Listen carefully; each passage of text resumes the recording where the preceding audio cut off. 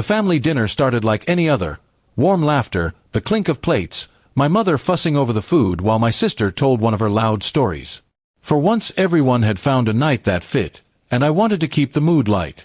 I reached across the table, caught my wife's hand for a second, and leaned in with a half-joke, "Honey, want some wine?" Her answer landed like an unexpected stone in still water. She set down the serving spoon, met my eyes, and said, "No, I already had enough with someone else earlier." The noise at the table dimmed as if someone had turned the sound down on the world. Conversations stalled and faces turned. I forced the laugh that felt ridiculous on my lips, the kind of laugh you make when you hope a thing can be shrugged off. But she didn't smile. Her expression was flat, almost satisfied. "A friend from work," she added, as if that tiny phrase could fix the shock. No one moved. My father stopped mid-bite. My mother's hand hovered over the platter. I could feel my pulse in my throat. After the guests left and the house emptied of the careful looks my family always sends when something is wrong, I demanded the truth. She deflected at first. "It was nothing, just a drink, don't make a scene." Her voice had a casual cruelty I hadn't heard before, like someone testing a new game with rules she alone understood. I wanted to punish her with anger, to shout and ruin her in the same public way she had tried to ruin me. Instead, I did something quieter. I watched. I listened. I stopped reacting when she tried to bait me. The small humiliations she threw at me, sharp remarks, late nights at the office, a new perfume that wasn't mine, I catalogued them in my head like evidence rather than fuel for a fight. Revenge, I decided, would be careful and final, not noisy and foolish. I hired a private investigator. It felt strange to admit I needed help to prove what I suspected, but I refused to let her control the narrative by calling me paranoid or jealous. The investigator brought back names and times, messages that stopped being friendly, receipts from dinners at odd hours, a pattern of phone calls that matched her office overtime. I read everything with my face a neutral mask. Inside, the betrayal stung, but the facts calmed me. With proof in hand, I began to plan. No angry texts at midnight, no confrontations in front of our neighbors. I would do this where she had tried to humiliate me, in public, with witnesses who mattered. I reserved the community hall where our extended family and a handful of her closest colleagues could easily gather under the pretense of celebrating my parents' anniversary. A small, respectable lie to get the people I wanted in one room. On the night of the anniversary, the hall glittered with candles and the scent of biryani.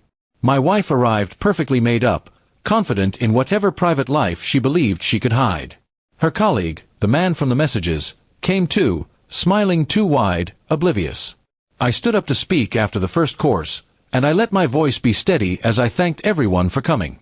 Then I asked for silence. I pulled out my phone and, with a kind of calm that takes more courage than screaming, I played the audio files the investigator had captured. Casual conversations between my wife and the man, full of the small cruelties of two people who thought they were careful enough.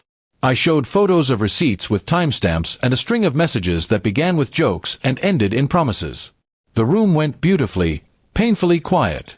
She turned the color of something that isn't quite any one thing. Ash, then red, then pale. Her colleague's smile died slowly. People shifted in their seats like fish sensing a storm. My mother covered her mouth. My father's hands trembled. My wife tried to speak, to laugh it off, to call it a mistake, but the evidence kept talking over her. Friends who had once nodded at her stories now looked away. The colleague tried to leave, but his partner's number, also in the investigator's report, was on my screen, and she was there at the hall within an hour, eyes wild and betrayed in a way that no one could misread. She confronted him beside the caterer's samosas while our relatives watched. The humiliation that had been only hinted at for months unfolded for everyone. The denials, the excuses, the woman who had been lied to standing in our rented hall and demanding answers. After the chaos died down, I handed the divorce papers to my wife in front of her family and mine. I made no speech. There was no need. The paperwork was clean, prepared by a lawyer who had been briefed on the evidence and the timeline. She begged, she pleaded, she promised anything. I watched each promise fall like a used tissue to the floor. Her apologies sounded small in the room that had once been warm. When the legal dust settled, I took nothing vindictive. I insisted on a fair settlement, not to punish her with money, but to refuse the role of the man who is ruined. I moved out with dignity, taking only what I needed and what I could fairly call mine. The real revenge had never been to ruin her life financially. It was to reclaim mine and to remove the power she thought she had by exposing the truth calmly and publicly. Months later I found peace in ordinary things that don't make for dramatic scenes.